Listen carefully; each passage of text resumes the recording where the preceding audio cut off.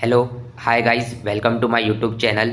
आज मैं लेकर के आया हूँ mathematics 1 most important topic for first year RGPV. इस वीडियो में मैं जो भी टॉपिक बताऊंगा वो आपके एग्ज़ाम पॉइंट ऑफ व्यू से मोस्ट इम्पॉर्टेंट है और मोस्ट रिपीटेड है। जैसा कि आप जानते हो, आरजीपीवी का एग्ज़ाम पेपर पैटर्न तो आपको पता ही होगा।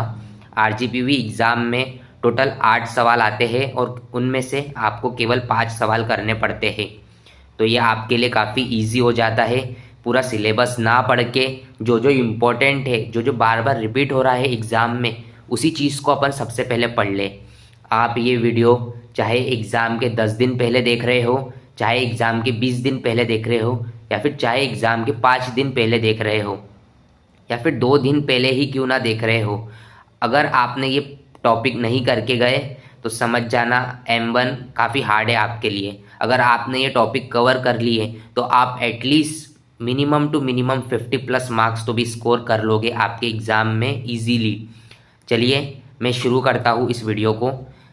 आपको पता होगा कि मैंने इसके पहले काफ़ी सारे वीडियोस अपलोड करे हुए हैं, M1 से रिलेटेड, M2 से रिलेटेड, अदर सब्जेक्ट से रिलेटेड। आप आपके सीनियर से पूछ सकते हो कि जो मैं टॉपिक बताता हूँ वही एग्ज़ाम में एज इट इज़ आते हैं, रिपीट होते हैं। देखिए, ये कोई मतलब गैस वर्क नहीं है। मैं प्रीवियस पेपर को एनालाइज करके उसमें से देख करके कि कौन से टॉपिक बार बार रिपीट हुए हैं या फिर कौन से क्वेश्चंस बार बार रिपीट हुए हैं आपके एग्ज़ाम में, वो सारे की वीडियोस में लाता हूँ। तो प्लीज़ वीडियो को लाइक करिएगा, चैनल को सब्सक्राइब करिएगा। चलिए शुरू करते हैं M1 most important topic for examination. देखो यार, सबसे पहला है कैलकुलस। कैलकुलस पार्ट जो है ना, आपने 12th में ज़रूर पढ़ा होगा। एक तो आपने डिफ्रेंशिएशन पढ़ा है और आपने इंटीग्रेशन पढ़ा हुआ है। तो आपको सबसे पहले क्या करना है, सिलेबस को साइड में रखना है और सबसे पहले बेसिक आपको डिफ्रेंशिएशन और बेसिक इंटीग्रेशन सीख लेना है। क्योंकि आरजीपीवी एग्ज़ाम में जो रहना, रियलिटी बताओ तो आपको पेजेस भरने के नंबर मिलते हैं। हार्श रियलिटी में बता रहा हूँ अपने एजुकेशन सिस्टम की, कि आपको पेजेस भरने के नंबर मिलते हैं। पर अगर पेजेस आप अगर कुछ भी गलत सलत लिखोगे तो आपको कोई मतलब नहीं है, आपको नंबर नहीं दिए जाएंगे। एटलीस्ट आपको मेथड आने को होना, थोड़ा बहुत डेरिवेशन या फिर थोड़ा बहुत आपको डिफ्रेंशिएशन इंटीग्रेशन आने को होना, ताकि आप कैलकुलस के क्वेश्चंस को अटेम्प्ट कर पाओ। तो सबसे पहले आपको क्या करना है, बेसिक कैलकुलस सीख लेना है, डिफ्रेंशिएशन सीखना है और इंटीग्रेशन सीखना है। उसके बाद ये जो मैं इंपॉर्टेंट टॉपिक बता रहा हूँ ना एग्ज़ाम के लिए, आप उनको अच्छे से पढ़ लीजिए। आप इजीली 50+ मार्क्स तो स्कोर कर लोगे M1। बोला जाता है M1 काफ़ी हार्ड है, पर अगर आपने इतना पढ़ लिया ना तो आपका काम हो जाएगा। चलिए, पहला टॉपिक है अपना मैक्सिमा एंड मिनिमा। मैक्सिमा और मिनिमा ऑफ अ फंक्शन ये निकालना सीख लो। सेकेंड टॉपिक है Rolle's theorem and mean value theorem. Rolle's theorem and mean value theorem most important and जो हर बार एग्जाम में रिपीट होता है ऐसा एक टॉपिक है। फेवरेट है ये आरजीपीवी का। टेलर्स एंड मैक्लॉरिन सीरीज, ये थे डिफ्रेंशिएशन में से 3 important topic. At least differentiation basic सीख लो और ये 3 टॉपिक अच्छे से कर लो तो मतलब डिफ्रेंशिएशन का आपको एक से लेकर के 2 सवाल तो इजीली बन जाएंगे एग्जाम में। चलिए अब इंटीग्रेशन देखते हैं। इंटीग्रेशन में आपको क्या करना है, बेसिक इंटीग्रेशन पढ़ लेना है सबसे पहले एग्जाम के लिए। और आपको ये 2 मोस्ट इंपॉर्टेंट टॉपिक है आपके एग्जाम पॉइंट ऑफ व्यू से, इनको अच्छे से देख लेना है।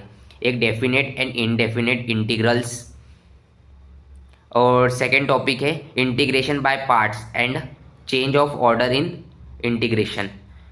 देखो यार, ये जो 2 टॉपिक मैंने बताए ना, ये काफ़ी इंपॉर्टेंट है आपके एग्जाम के लिए। डिफ्रेंशिएशन में से वो 3 टॉपिक और ये इंटीग्रेशन में से 2 टॉपिक। ये था आपका कैलकुलस पार्ट। आपके फर्स्ट यूनिट यहाँ पर कंप्लीट होती है। एटलीस्ट फर्स्ट यूनिट को अच्छे से कर लो ताकि एग्जाम में जो स्टार्टिंग के क्वेश्चन रहेंगे ना, वो फर्स्ट यूनिट में से ही आएंगे।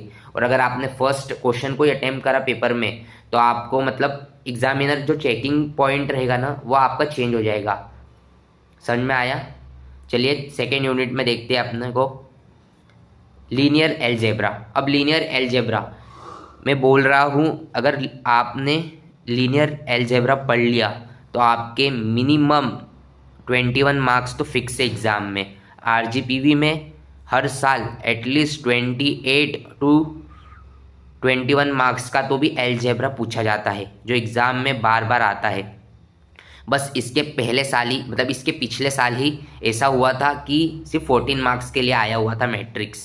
देखो यार, मैट्रिक्स मोस्ट इम्पॉर्टेंट है, इजी है और आप इजीली कर लोगे। यूट्यूब पे काफ़ी सारा कंटेंट अवेलेबल है मैट्रिक्स के लिए। तो मैट्रिक्स में सबसे पहले आपको क्या करना है, मैट्रिक्स का ऑपरेशंस देख लेने हैं, आपको रैंक निकालना सीख लेना है और नॉर्मल फॉर्म, इससे एटलीस्ट 1 सवाल तो बन जाएगा। फिर eigen value and eigen vector काफ़ी इंपॉर्टेंट है, मोस्ट इंपॉर्टेंट टॉपिक है। आइगन वैल्यू और आइगन वेक्टर निकालने के लिए आता है पेपर में। फिर केले हैमिल्टन मेथड और थ्योरम आपको पढ़ लेना है। फिर हाँ, इन्वर्जन ऑफ मैट्रिक्स भी आता है पेपर में काफ़ी, तो inversion using elementary row transformation, ये काफ़ी इंपॉर्टेंट है आपके एग्ज़ाम पॉइंट ऑफ व्यू से। और मैट्रिक्स ही एक ऐसा चैप्टर है जो आपको इजीली पास करा सकता है आरजीपीवी में, M1 में तो खास करके। चलिए थर्ड चैप्टर देखते हैं अपन, सीक्वेंस एंड सीरीज। आपने पहला चैप्टर कंप्लीट कर लिया, आपने सेकंड चैप्टर कंप्लीट कर लिया, आपके पास होने की तो एकदम फिक्स हो गया। अब सीक्वेंस एंड सीरीज में आपको क्या पढ़ना है, सीक्वेंस एंड सीरीज में कन्वर्जन एंड डाइवर्जन टेस्ट पढ़ना है सीरीज़ के। आपको कन्वर्जन और डाइवर्जन करते आना चाहिए, उसके टेस्ट अप्लाई करते आना चाहिए डाइवर्जन सीरीज़ के। उसके बाद आपको पढ़ना है फोरियर सीरीज़। देखो फोरियर सीरीज़ जो है ना, फिक्स टॉपिक है आरजीपीवी का, कि आपको हर बार पूछेगा ही पूछेगा, मतलब 7 नंबर का सवाल तो किधर ही नहीं गया है फोरियर सीरीज़ में से। तो यार इन 2 टॉपिक को अच्छे से पढ़ लेना, एटलीस्ट मिनिमम इतना पढ़ लो ताकि आप आरजीपीवी में आपके M1 एग्जामिनेशन में आप इजीली पास हो पाओ और अच्छा स्कोर कर पाओ। चलिए उसके बाद आपको vector, chapter number 4 vector calculus. अब वेक्टर कैलकुलस में से आपको क्या क्या पढ़ना है, एक तो vector function and their derivatives, और आपको पढ़ना है application of gradient and divergence and curl.